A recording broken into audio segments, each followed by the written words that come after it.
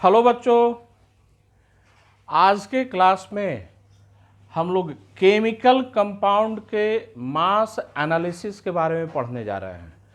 तो ये जो टॉपिक लिखा गया है बोर्ड पर, ये जो हेडिंग दिया गया है, इसको डिटेल से समझिए कि केमिकल कंपाउंड के मास का एनालिसिस मतलब हम लोग क्या एनालिसिस करने जा रहे हैं उसको समझिए।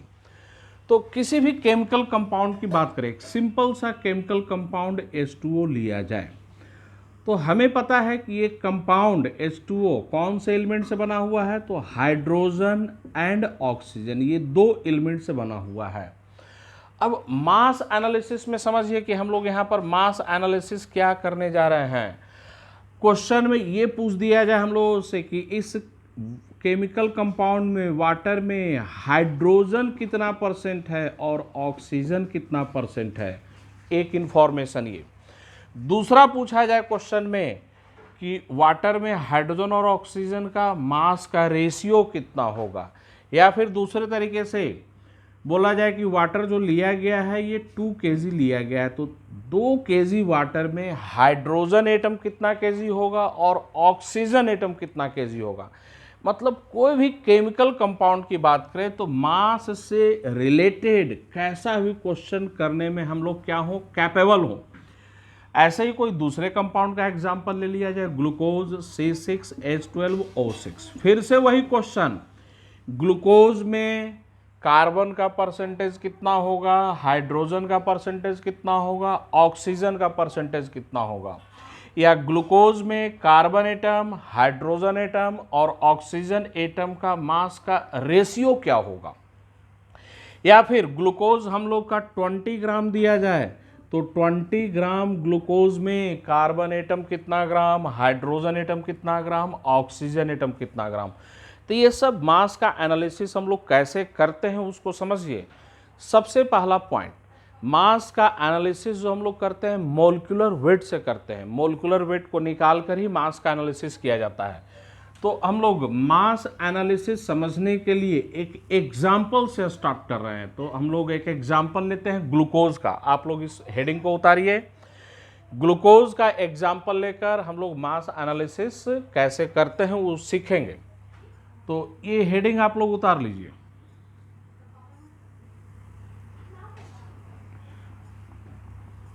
और भी कई कंपाउंड का हम लोग एग्जाम्पल लेंगे, लेकिन स्टार्ट करते हैं ग्लूकोज से। पहला एग्जाम्पल ग्लूकोज का C6H12O6। हमेशा ध्यान में रखें मास का एनालिसिस मोलिकुलर वेट से किया जाता है। तो ग्लूकोज का मोलिकुलर वेट निकाला जाए, मोलिकुलर वेट निकालना हम लोग बहुत अच्छे से जानते हैं। कार्बन का 6 एटम, एटॉमिक वेट 12, कार्बन के लिए कितना आ जाएगा 72। हाइड्रोजन का 12 एटम, एटॉमिक वेट 1, तो हाइड्रोजन के लिए कितना आ जाएगा 12। और ऑक्सीजन का 6 एटम, एटॉमिक वेट 16, तो ये कितना आ जाएगा 96, इक्वल टू कितना आ गया 180। तो ध्यान दें, ये 72 किसके लिए लिखा गया है, कार्बन के लिए, ये 12 किसके लिए है, हाइड्रोजन के लिए, और ये 96 किसके लिए है, तो ऑक्सीजन के लिए है। मास एनालिसिस कैसे करेंगे, इन तीनों का मिलाकर जो सम आ गया टोटल, वो कितना आ गया हम लोग का 180। तो हमेशा ध्यान में रखें, अगर ग्लूकोज 180 ग्राम लेंगे तो उसमें कार्बन एटम 72 ग्राम होगा, हाइड्रोजन एटम 12 ग्राम होगा और ऑक्सीजन एटम 96 ग्राम होगा।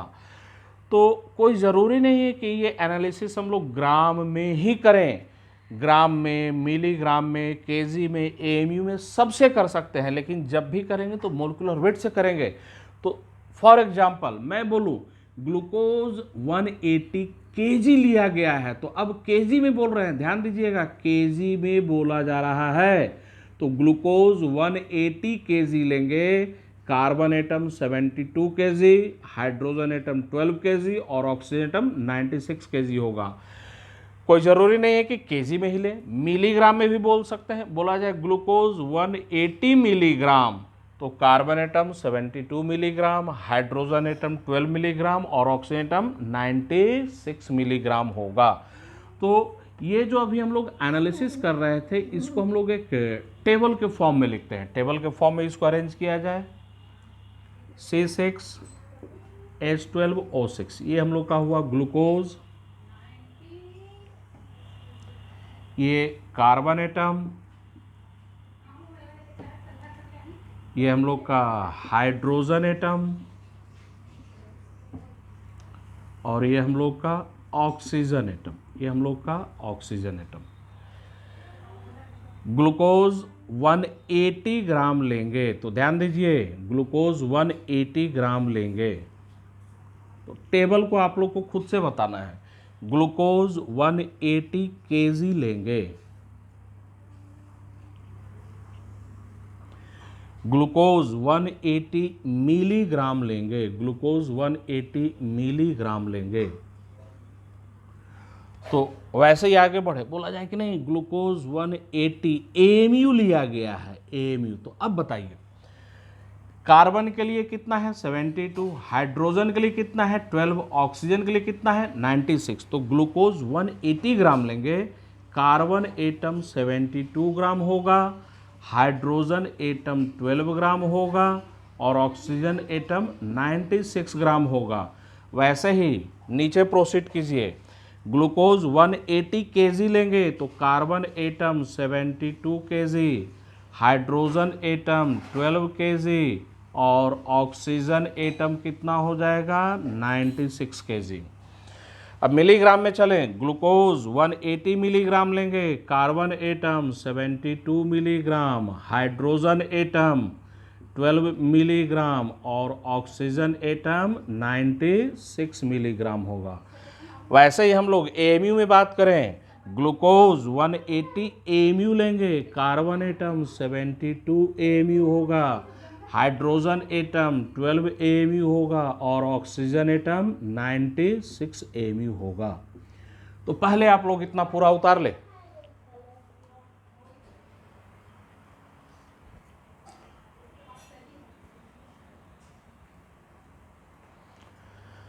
चलिए, जब जरूरत पड़ेगा मैं इसको मिटा दूंगा। मैं मान चुका हूं कि आप लोग ये टेबल अपने नोट्स में उतार चुके हैं।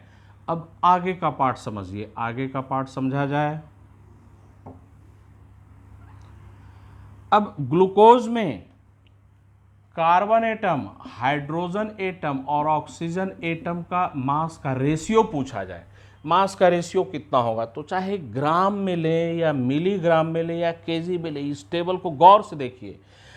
अगर मास का रेशियो देख रहे हैं ग्राम में, तो मास का रेशियो ग्राम वाले में कितना, तो 72, 12 और 96 का। मास का रेशियो अगर केजी में देखें तो केजी में भी कितना आएगा 72, 12 और 96 का। मास का रेशियो मिलीग्राम में देखें तो भी कितना आएगा 72, 12 और 96 का। मतलब ग्लूकोज में कार्बन, हाइड्रोजन और ऑक्सीजन एटम का मास का रेशियो कितने का 72, 12 और 96 का। इसको और सिंपल कर दिया जाए, कार्बन, हाइड्रोजन और ऑक्सीजन एटम का मास का रेशियो 12 से सबको डिवाइड कर दीजिए, 6, 1 और ये 8 का। ये क्या है हम लोग का मास का रेशियो। एक बड़ा ही इंपॉर्टेंट पॉइंट, कुछ भी यहाँ पर याद नहीं करना है, एक इंपॉर्टेंट पॉइंट को समझिए। ग्लूकोज में कार्बन, हाइड्रोजन और ऑक्सीजन एटम का मास का रेशियो हमेशा फिक्स ही रहेगा।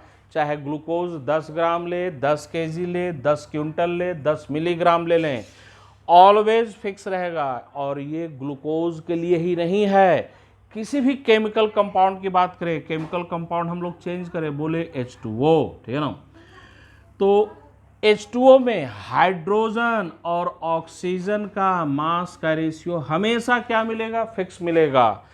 और दूसरा केमिकल कंपाउंड ले CO2, तो CO2 में कार्बन और ऑक्सीजन एटम का मास का रेशियो हमेशा क्या रहेगा, फिक्स रहेगा।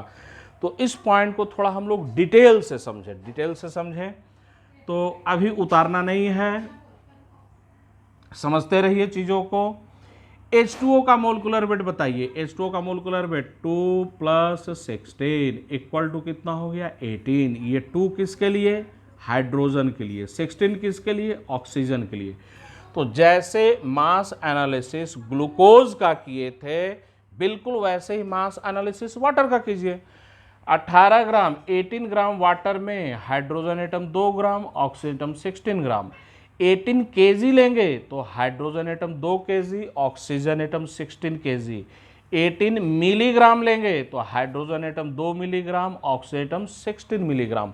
और ये बताइए हाइड्रोजन और ऑक्सीजन का मास का रेशियो कितने का? 2 और 16, मतलब 1 और 8 का, ठीक है ना। तो हाइड्रोजन और ऑक्सीजन एटम का मास का रेशियो 1 और 8 का, ये हमेशा फिक्स मिलेगा। चाहे H2O 10 ग्राम ले लें, 100 ग्राम ले लें, 1000 kg ले लें, 1000 टन ले लें, H2O में हाइड्रोजन और ऑक्सीजन एटम का मास का रेशियो हमेशा फिक्स 1:8 का। तो ये जो स्टेटमेंट है इसको मैं थोड़ा और डिटेल कर रहा हूँ। कोई भी केमिकल कंपाउंड किसी भी सोर्स से लिया जाए, उस केमिकल कंपाउंड को किसी भी मेथड से हम लोग प्रिपेयर करें, उस केमिकल कंपाउंड में जो एलिमेंट्स होते हैं उनका मास का रेशियो हमेशा फिक्स होता है। इसको, ये जो स्टेटमेंट मैंने दिया है इसको वाटर के एग्जाम्पल से हम लोग समझते हैं। H2O की बात कर रहे थे, तो H2O किसी भी सोर्स से लिया जाए, फॉर एग्जाम्पल H2O के बहुत सारे सोर्स के मैं बात कर रहा हूँ। रेन वाटर की बात करें, एक सोर्स H2O का रेन वाटर हुआ। दूसरा हम लोग का सोर्स नदी की बात करें, तालाब की बात करें, तो हम लोग रिवर वाटर की बात करें, पॉन्ड वाटर की बात करें, सी वाटर की बात करें, रेन वाटर की बात करें, वाटर अलग अलग सोर्स से लिया गया। सोर्स कभी रेन था, कभी सोर्स हम लोग का नदी था, कभी तालाब, कभी समुद्र। तो सोर्स वाटर के अलग अलग थे, उसको लेबोरेटरी में लेकर गए, नदी के पानी को लेबोरेटरी में लेकर गए, तालाब के पानी को लेबोरेटरी में लेकर गए, समुद्र के पानी को लेबोरेटरी में लेकर गए, रेन वाटर को लेबोरेटरी में गए, और उसको प्योर वाटर में कन्वर्जन भले ही अलग अलग मेथड से कर दें। तो वाटर अलग अलग सोर्स से लिया गया, लेबोरेटरी में गए, उसको प्योर वाटर में अलग अलग मेथड से हम लोग क्या कर दिए? कन्वर्ट कर दिए। वो जो प्योर वाटर मिलेगा डिफरेंट सोर्स से आया था, कोई नदी से था, कोई तालाब से था, कोई समुद्र से था, अलग अलग मेथड अप्लाई किया और उसको प्योर वाटर में कन्वर्ट कर दिया। उस प्योर वाटर में हाइड्रोजन और ऑक्सीजन का मास का रेशियो हमेशा ऑलवेज क्या मिलेगा? फिक्स मिलेगा। तो ये हमेशा ध्यान देना है, बड़ा ही इंपॉर्टेंट पॉइंट है न्यूमेरिकल्स को करने के लिए।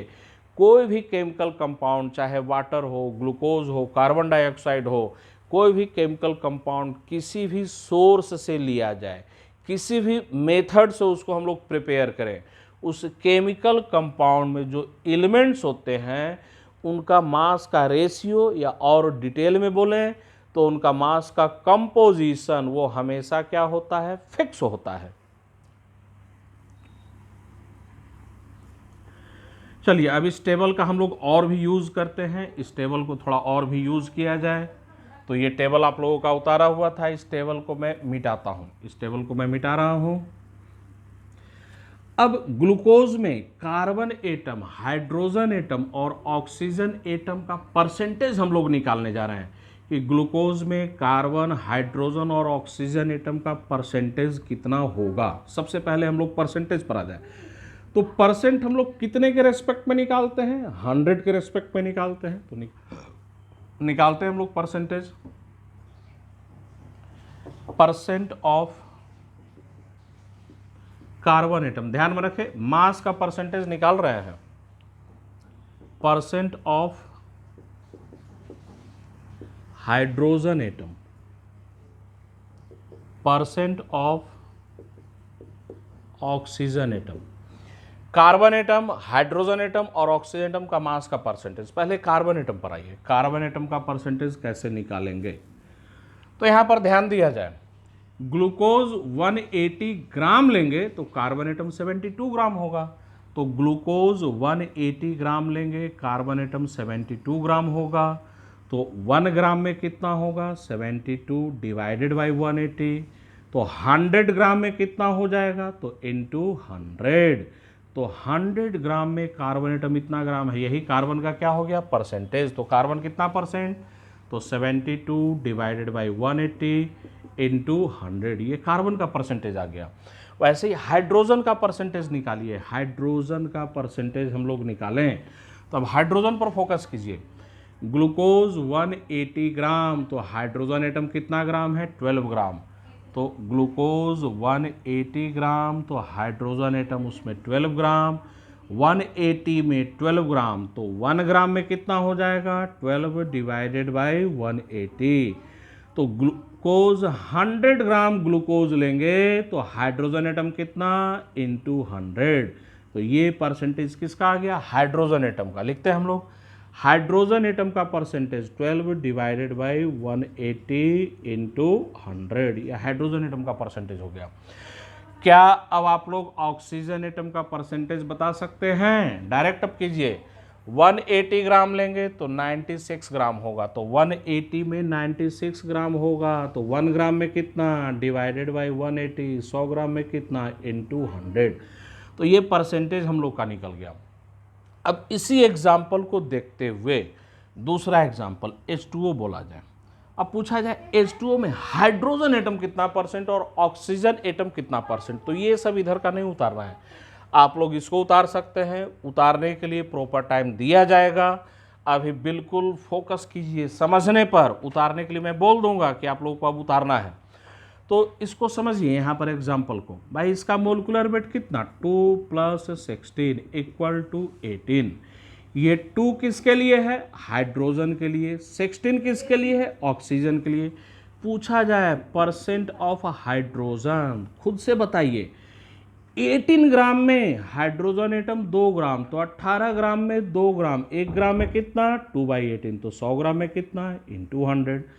ऑक्सीजन का परसेंटेज पूछा जाए, परसेंट ऑफ ऑक्सीजन, तो ऑक्सीजन कितना परसेंट, तो वाटर के 18 ग्राम में ऑक्सीजन 16 ग्राम है, तो 1 ग्राम में कितना, 16/18, तो 100 ग्राम में कितना, इंटू 100। तो ये हम लोग का हाइड्रोजन और ऑक्सीजन का परसेंटेज आ गया। अगर आप लोग इसको समझ गए हैं, तीसरा एग्जाम्पल हम लोग ले रहे हैं CO2 का, कार्बन डाइऑक्साइड, कार्बन डाइऑक्साइड के परसेंटेज पर।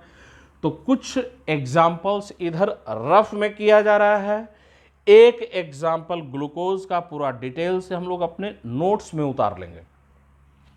तो CO2 का मोलिकुलर वेट बताइए कितना, तो 12 + 32 = कितना हो जाएगा, 44। ये CO2 का मोलिकुलर वेट। ये 12 किसके लिए, कार्बन के लिए, 32 किसके लिए, ऑक्सीजन के लिए। अब हम लोगों से पूछा जाए कार्बन डाइऑक्साइड में कार्बन और ऑक्सीजन का मास का रेशियो कितने का, तो ये 12 और 30 का। ध्यान दें, CO2 किसी भी सोर्स से लिया जाए, किसी भी मेथड से इसको हम लोग कन्वर्ट कर दें, CO2 चाहे 10 ग्राम ले, 10 kg ले, 100 kg ले, 100 टन ले लें, CO2 में कार्बन और ऑक्सीजन का मास का कंपोजिशन या मास का रेशियो हमेशा फिक्स मिलेगा, कितने का, 12 और 32 का।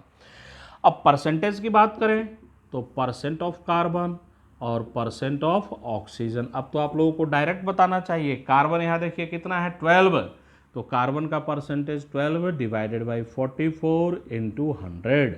ऑक्सीजन का परसेंटेज बोलिए कितना, भाई 44 ग्राम में ऑक्सीजन 32 ग्राम होगा, तो ऑक्सीजन का परसेंटेज कितना, 32 डिवाइडेड बाई 44 इंटू 100।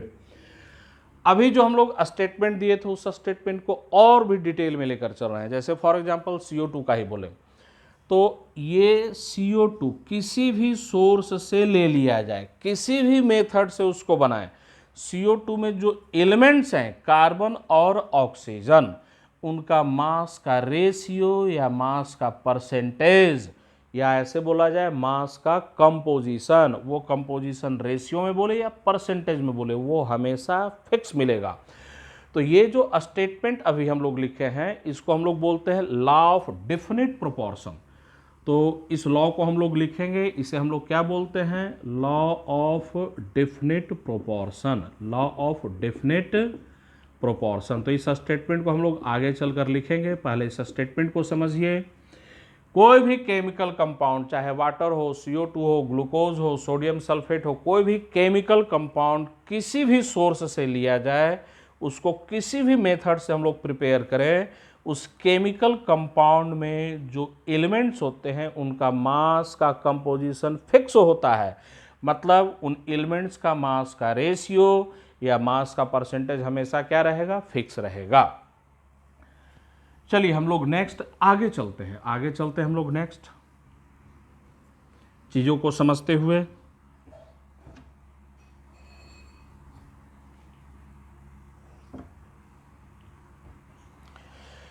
ये जो कार्बन एटम का परसेंटेज है इसको तोड़ कर लिखिए। भाई ये 72 कैसे आया है, 72 पर जरा ध्यान दें। तो 72 कैसे आया था, कार्बन के 6 एटम थे, कार्बन का एटॉमिक वेट कितना 12, तो 12 इंटू 6 डिवाइडेड बाई 180 इंटू 100 तोड़ कर लिखा जाए। हम लोग यहाँ से एक फॉर्मूला डिराइव करेंगे, हाइड्रोजन के परसेंटेज पर आ जाए। ये 12 कैसे आया, तो हाइड्रोजन के 12 एटम थे, एटॉमिक वेट 1, तो 12 इंटू 1 डिवाइडेड बाई 180 इंटू 100। अब ऑक्सीजन पर हम लोग बात करें, 96 कैसे आया, तो ये ऑक्सीजन के 6 एटम, एटॉमिक वेट 16, तो 6 इंटू 16 डिवाइडेड बाई 180 इंटू 100। अब देखिए इसको फॉर्मूला में कन्वर्ट कीजिए।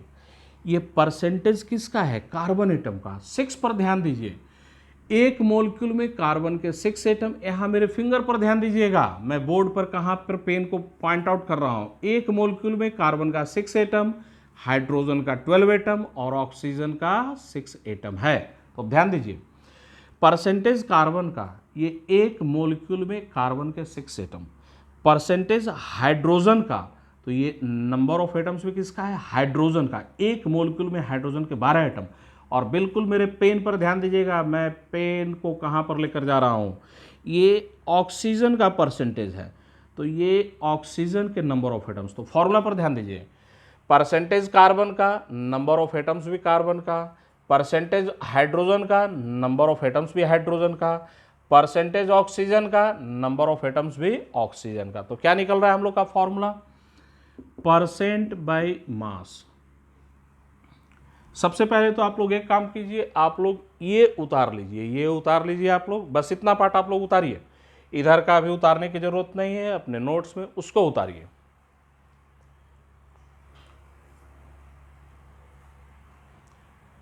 चलिए इसे हम लोग मिटा देते हैं।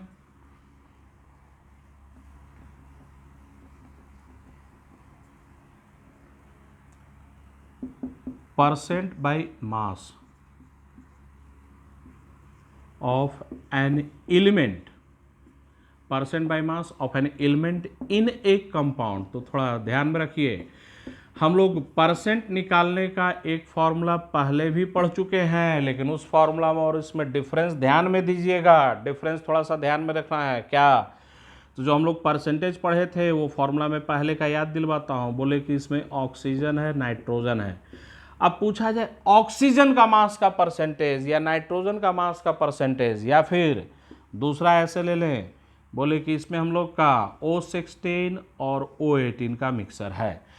इसमें पूछा जाए O16 का मास का परसेंटेज या O18 का मास का परसेंटेज, तो पहले जो हम लोग परसेंट बाय मास निकाले थे वो किसी मिक्सर के लिए था। यहाँ पर जो परसेंट बाय मास निकाल रहे हैं किसी मिक्सर के लिए नहीं है, एक प्योर कंपाउंड की बात कर रहे हैं। तो दोनों में डिफरेंस देखिए, यहाँ जो हम लोग परसेंटेज पढ़े थे परसेंट बाय मास, वो परसेंट बाय मास किसी कंपाउंड का या किसी आइसोटोप का निकाला गया था मिक्सर में। यहाँ पर जो परसेंट बाय मास हम लोग निकाल रहे हैं किसी कंपाउंड में एलिमेंट का परसेंट बाय मास निकाल रहे हैं। तो ये एक डिफरेंस है, फॉर्मूला में ध्यान दीजिएगा। तो हम लोग यहाँ जो परसेंट बाय मास निकाल रहे हैं किसी कंपाउंड में एलिमेंट का परसेंट बाय मास निकाल रहे हैं, तो percent by mass of an element in A compound. अब यहाँ पर ध्यान दीजिए, परसेंट कार्बन का, नंबर ऑफ एटम्स भी कार्बन के, परसेंटेज हाइड्रोजन का, ये नंबर ऑफ एटम्स भी हाइड्रोजन का है, परसेंटेज ऑक्सीजन का, तो नंबर ऑफ एटम्स भी ऑक्सीजन का है। तो कैसे लिखेंगे, number of atoms, number of atoms in one molecule, number of atoms in one molecule. चलते हैं आगे बढ़ते हैं, इनटू। अब यहाँ पर ध्यान दीजिए, परसेंटेज, अब इसको मैं मिटा दे रहा हूँ, ये सब चला गया। परसेंट कार्बन का, तो ये एटॉमिक वेट भी कार्बन का है। परसेंट हाइड्रोजन का, एटॉमिक वेट भी हाइड्रोजन का है। परसेंट ऑक्सीजन का, एटॉमिक वेट भी किसका है, ऑक्सीजन का ही है। तो क्या हम लोग लिखेंगे, into atomic weight, into atomic weight. Divided by, भाई 180 से डिवाइड किए हैं तो 180 क्या है, उस कंपाउंड का, ग्लूकोज का मोलिकुलर वेट है, तो divided by molecular weight of compound, compound के मोलिकुलर वेट से हम लोग क्या कर देंगे, डिवाइड कर देंगे, इनटू 100, 100 से हम लोग मल्टीप्लाई कर दिए। ये हम लोग का फॉर्मूला गया, बड़ा ही इंपॉर्टेंट फॉर्मूला है। बहुत सारे क्वेश्चन इसी फॉर्मूला से हम लोग के आराम से, आसानी से बनेंगे।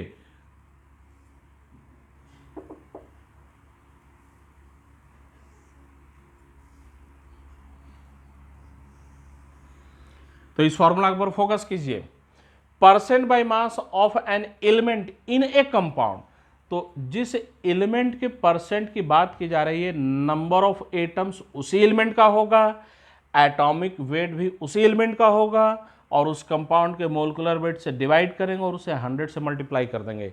ये फॉर्मूला कहाँ अप्लाई करना है, ये ध्यान में रखिए।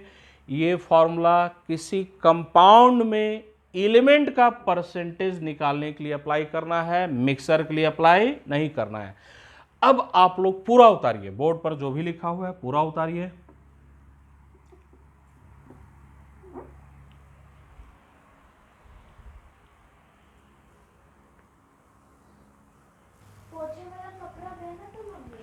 अब हम लोग कुछ एग्जाम्पल को समझें, तो अब कुछ हम लोग रफ एग्जाम्पल ले रहे हैं।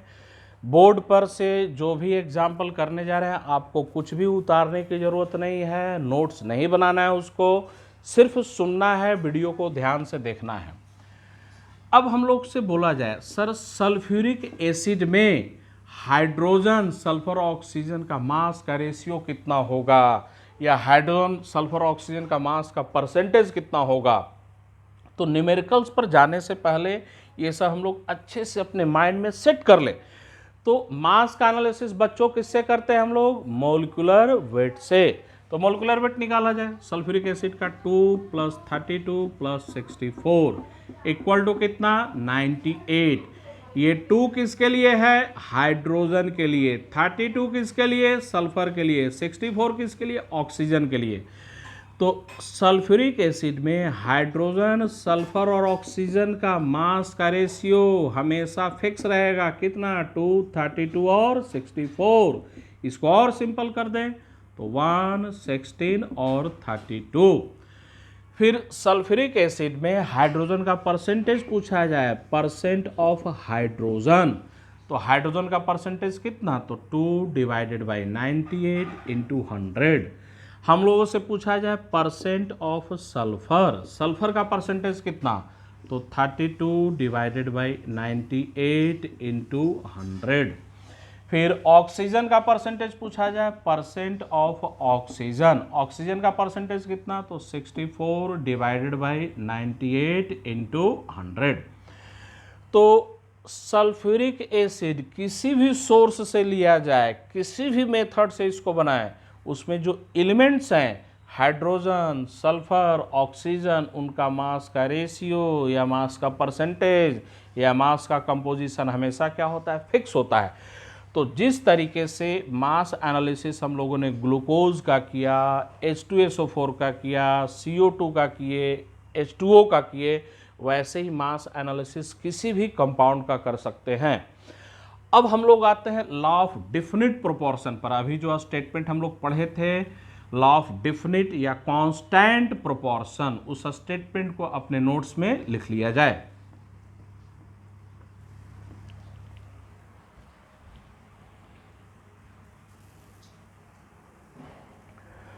तो ये हम लोग का स्टेटमेंट है लॉ ऑफ डेफिनिट या कांस्टेंट प्रोपोर्शन का। बड़ा ही इंपॉर्टेंट पॉइंट है, इसको ध्यान में रखिएगा। ये स्टेटमेंट मास एनालिसिस में तो हम लोग यूज़ कर ही रहे हैं, आगे चलकर हम लोग इम्पीरिकल और मोलिकुलर फार्मूला पढ़ेंगे। तो इम्पीरिकल और मोलिकुलर फार्मूला से रिलेटेड भी जितने भी न्यूमेरिकल्स हैं, सब इसी स्टेटमेंट से बनेगा। तो स्टेटमेंट को पढ़ते हैं।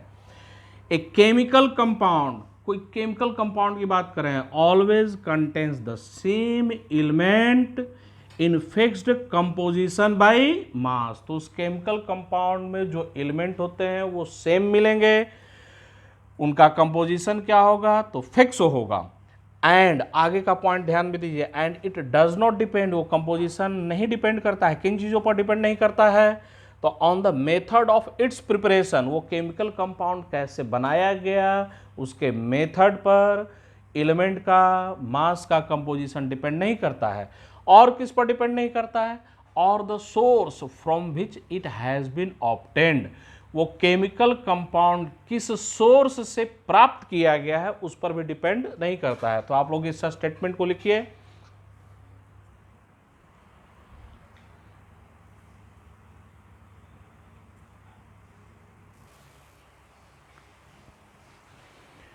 अब हम लोग मास एनालिसिस के लिए दूसरा एग्जाम्पल यहां पर लिया गया है।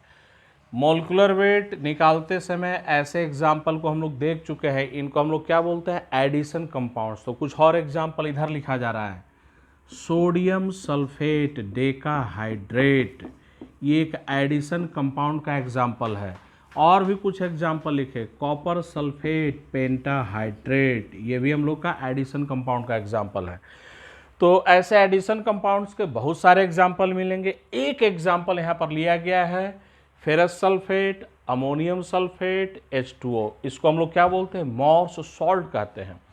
तो यहाँ भी हम लोग के सामने वही क्वेश्चन है भाई, चाहे कैसा भी कंपाउंड लिया जाए, किसी भी तरीके का मास का क्वेश्चन हो, हर क्वेश्चन का जवाब देने में हम लोग क्या हो, सक्षम हो, कैपेबल हो। तो यहाँ पर भी क्वेश्चन क्या है, इसमें एलिमेंट्स कौन कौन से हैं, तो आयरन है, सल्फर है, ऑक्सीजन, नाइट्रोजन, हाइड्रोजन। तो हमसे ये पूछा जाएगा मॉर्स सॉल्ट में आयरन कितना परसेंट, सल्फर कितना परसेंट, ऑक्सीजन कितना परसेंट, या उनका मास का रेशियो क्या होगा। या ऐसे भी क्वेश्चन आ सकता है, मॉर्स सॉल्ट में वाटर का परसेंटेज कितना है, या मॉर्स सॉल्ट में फेरस सल्फेट का परसेंटेज कितना है, या मॉर्स सॉल्ट में अमोनियम सल्फेट का परसेंटेज कितना है, या फिर दूसरे तरीके से मॉर्स सॉल्ट में फेरस सल्फेट, अमोनियम सल्फेट और वाटर का मास का रेशियो क्या है। तो हमेशा ध्यान दें, मास से रिलेटेड जितने भी क्वेश्चन बनेंगे उनका एनालिसिस कहाँ से स्टार्ट करेंगे, मोलिकुलर वेट से। तो ये मोलिकुलर वेट मैंने लिख दिया है। ऑलरेडी मोलिकुलर वेट हम लोग निकालना जानते हैं, ये एग्जाम्पल हम लोग पहले से भी मोलिकुलर वेट के टाइम पर कर चुके हैं। तो ध्यान दीजिए, ये 56 आयरन के लिए, सल्फर का एक और एक 2 एटम, तो 32 इंटू 2 कितना हो गया, 64 हो गया। हम लोग ऑक्सीजन की बात करें, 4 एटम यहाँ, 4 एटम यहाँ, और यहाँ ऑक्सीजन का 6 एटम, तो 14 इंटू 16 कितना, 224 ऑक्सीजन के लिए। नाइट्रोजन का यहाँ 2 एटम है, 2 से मल्टीप्लाई कीजिए तो नाइट्रोजन का एटॉमिक वेट 14, 28 आया। हाइड्रोजन पर का यहाँ पर 8 एटम और यहाँ 12 एटम, तो यहाँ 8 और यहाँ 12 मिलकर 20 atoms, atomic weight 20। Molecular weight आ गया हम लोग का 392। वैसे ही मोलिकुलर वेट दूसरे तरीके से भी निकाल सकते हैं। फेरस सल्फेट का मोलिकुलर वेट अलग निकालें, 152 आया। अमोनियम सल्फेट का मोलिकुलर वेट अलग निकाल दिए, 132 आ गया। और 6H2O का अलग निकालें, 108 आ गया। टोटल कितना आ गया हम लोग का, 392। अब मास एनालिसिस कीजिए एक एक कर। टेबल हम लोग इस बार नहीं बनाने जा रहे हैं, लेकिन देख कर बताइए। मॉर्स सॉल्ट 392 ग्राम लेंगे, तो इसके 392 ग्राम में आयरन एटम 56 ग्राम, सल्फर 64 ग्राम, ऑक्सीजन 224 ग्राम, नाइट्रोजन 28 ग्राम और हाइड्रोजन 20 ग्राम। वैसे कोई ज़रूरी नहीं कि ग्राम में ही बोले, मिलीग्राम में भी बोल सकते हैं। मॉर्स सॉल्ट 392 मिलीग्राम लेंगे, 392 मिलीग्राम, तो उसमें iron atom 56 milligram, sulphur 64 milligram, oxygen 224 milligram, nitrogen 28 milligram और हाइड्रोजन 20 मिलीग्राम। अब परसेंटेज पूछा जाए कि मॉर्स सॉल्ट में आयरन का परसेंटेज कितना, तो यहाँ लिखते हैं percent of iron. Percent by mass है, ध्यान में रखिए, हम लोग मास का परसेंटेज निकाल रहे हैं।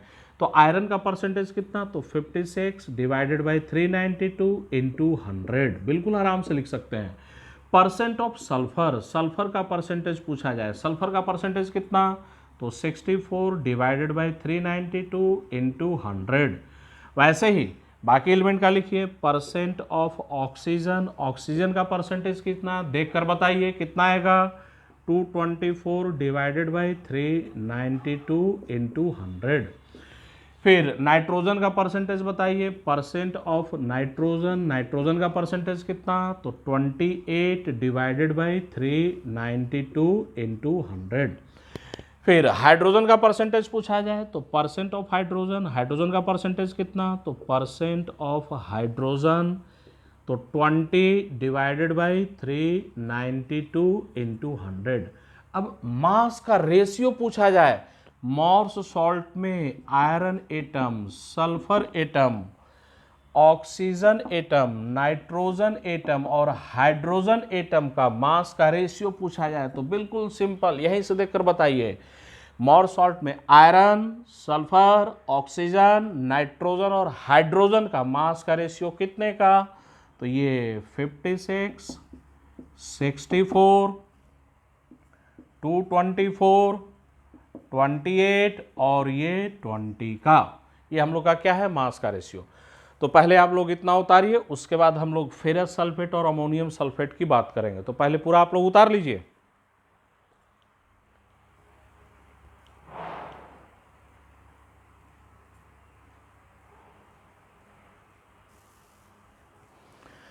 अब मास एनालिसिस जरा इनका किया जाए तो ऐसे ही देखकर डायरेक्ट बताइए। मॉर्स सॉल्ट 392 ग्राम लेंगे तो उसमें फेरस सल्फेट कितना होगा, देखिए यहां पर फेरस सल्फेट कितना होगा 152 ग्राम, अमोनियम सल्फेट कितना होगा 132 ग्राम और वाटर कितना होगा 108 ग्राम। तो ऐसे ही बताइए, अगर मॉर्स सॉल्ट हम लोग का 392 केजी लेंगे, ferrous sulphate 152 KG, ammonium sulphate 132 KG और H2O 108 केजी। अगर इसको बोले कि नहीं मॉर्स सॉल्ट 392 मिलीग्राम लिया गया तो मॉर्स सॉल्ट 392 मिलीग्राम लेंगे, ferrous sulphate 152 milligram, ammonium sulphate 132 milligram, H2O 108 milligram. Mohr's salt में ferrous sulphate, ammonium sulphate, ferrous sulphate, ammonium sulphate और H2O का मास का रेशियो अगर पूछा जाए तो इनका मास का रेशियो कितने का, तो 152, 132 और 108 का। और ferrous sulphate sorry Moore's salt किसी भी सोर्स से लिया जाए, किसी भी मेथड से बनाया जाए, उसमें एलिमेंट्स का मास का परसेंटेज या मास का रेशियो कांस्टेंट मिलेगा। यही नहीं, मॉर्स सॉल्ट किसी भी मेथड से बना ले, किसी भी सोर्स से ले ले, उसमें फेरस सल्फेट, अमोनियम सल्फेट और H2O का मास का रेशियो या मास का परसेंटेज हमेशा फिक्स रहेगा। अब हम लोग आते हैं परसेंटेज पर। फिर मॉर्स सॉल्ट में फेरस सल्फेट का परसेंटेज कितना, परसेंट ऑफ FeSO4, इसका परसेंटेज निकालना है। Percent of ammonium sulphate, ammonium sulphate का परसेंटेज हमें निकालना है मॉर्स सॉल्ट में। परसेंट ऑफ H2O, H2O का परसेंटेज निकालना है मॉर्स सॉल्ट में। तो देखकर बताइए, फेरस सल्फेट का परसेंटेज, फेरस सल्फेट कितना है 152, तो फेरस सल्फेट का परसेंटेज 152 डिवाइडेड बाई 392 इंटू 100।